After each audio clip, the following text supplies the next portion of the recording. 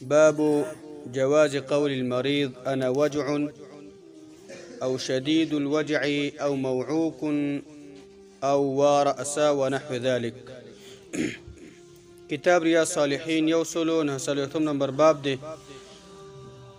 دی په باره د دې کې چې یو مریض دپاره دا جایز دی چې دا کلمات وي چې ما باندې درد دی او یا په ما ډېر سخت درد دی یا زما تبه ده یا وی چې زما سر باندې ډېر زیات درد دی او زما سر ماتیږي یا ونحو ذلك یا داسې نورې کلمې وي نور الفاظ وي د تکلیف په وخت کې وبيان أنه لا كراهة في ذلك إذا لم يكن على سبيل التسخط وإظهار الجزع او بیان دی په دې باب کې چې په دغې الفاظ ویلو کې کومه منع ده نشته دی خو چې کله دا الفاظ په داسې طریقه باندې نه وي چې په هغې کې یو قسم خفګان او یو ګیله او دغه شانته د الله تعالی نه سړی ښکاره کوي یعنې دا الفاظ پکې نه وي په دې طریقه باندې نه وي چې د الله نه پکې خفګان وي چې الله تا په ما باندې دا تکلیف ایښی دی ولې دا تکلیف ایښی دی نو بیا دا کلمات ویل دا جایز دي مقصد پکې دا دی یعنې تا باندې تکلیف وي نو په داسې الفاظو باندې ته د هغې تکلیف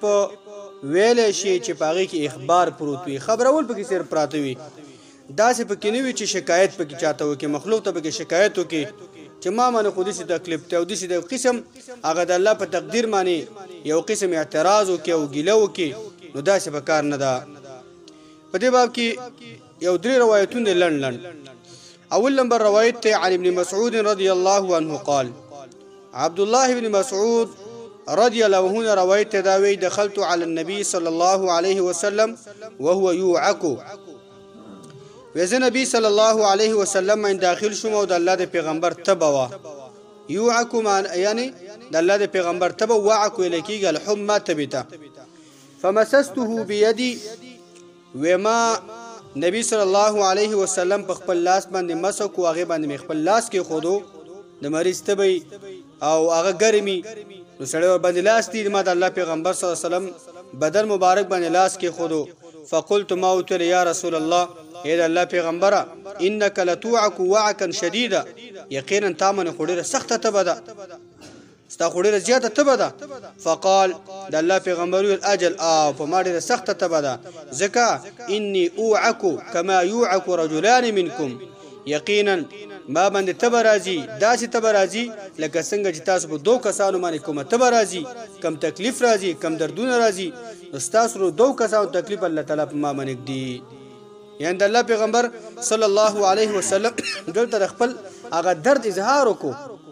ما باندې تبه راځي ما باندې درد دومره شدید درد چې هغه لکه تاسو باندې دوه کسانو باندې کوم تکلیف او تبه راځي نو دې کوم منع دا نشته سره چې خپل تکلیف هغه دغه شانته هغه خبر ورکړي دویم نمبر روایت عن سعد بن ابي وقاص رضی الله عنه قال سعد بن وقاص رضی الله عنه روایت دا مالدار صحابي دا وی چې جاءني رسول الله صلی الله علیه وسلم يعودني ومات رسول الله صلی الله علیه وسلم راغی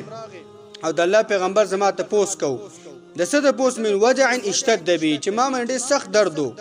او د الله پیغمبر ما ته راغی ته پوس کو دا مکه کې دا ته پوس او د الله پیغمبر ته ورغه او د من دا درد او تکلیف ال تراغلو حجۃ الوداع کې په لسم کال د هجرت باندې مخکې دا روایت تیر شو وی فقلت ما د الله پیغمبر ته ویلا بلغ بي ما ترى اې د الله پیغمبر ته اې د الله پیغمبره ما داغه تکلیف رسیدل چې ته کم ګوري یعنی الله پیغمبره زه وفات کېږم په ما باندې تکلیف دی وانا ذو مال او ما سره ډیر مال دی خاوند مال ما ولا يرثني الا ابنتي او د ما میراث ما ناخلی مګر زما لور یعنی الله پیغمبر ته خپل هغه تکلیف ته ویلا یعنی تکلیف ویل چاته په طریقه د دې باندې چې تبل چاته خپل تکلیف هغه یو قسم خبرو ته ورکی یعنی کوم منع دانشته وګ دروي د مخکې بابونو کې تیر شوی دی درم نمبر حدیث ته وعن القاسم بن محمد قاسم بن محمد وی قال داوي قالت عائشة رضي الله عنها ورأسا وعائشة زهان ویلا اے زما سر ماتیږي اے زما د سر سخت درد یعنی په سر باندې درد ورأسا اے زما د سر سخت درد تا من خو ډېر سخت درد دی کنه زما سره فقال النبي صلی الله علیه وسلم د الله پیغمبر ورته ویله بل انا ورأسا بلکې ما من هم ډېر سخت درد دی زما سر هم ماتېږي یعنې شاه د سر د در نه خبر ورکو خلکو ته د الله پیغمبر ته خبر ورکو کله کله موږ باندې تکلیف زیات شي الله دې موږ تاسو تکلیفونه ساتي نو سړی کو داسې الفاظ ووایي یاره زما په دې سر باندې سخت درد دی یا زما په دې وجود باندې ډېر سخت درد دی په عذابېږم ته دې مؤمنانو ته یو قسم خبر ورکړي یا خوا ته ښځ ته خبر ورکړي چې هغه ستا لپاره دعا وکړي د هغې نه یو قسم هغه دعا دې ته وغواړي نو دې کوم شکایت دغه شان ته یا دغه شان د کوم منع په دې خبرو کې نشته دی الله دې موږ تاسو تکلیفونه دردونه وساتي خو ما باندې همیشه تکلیفونه دردونه راځي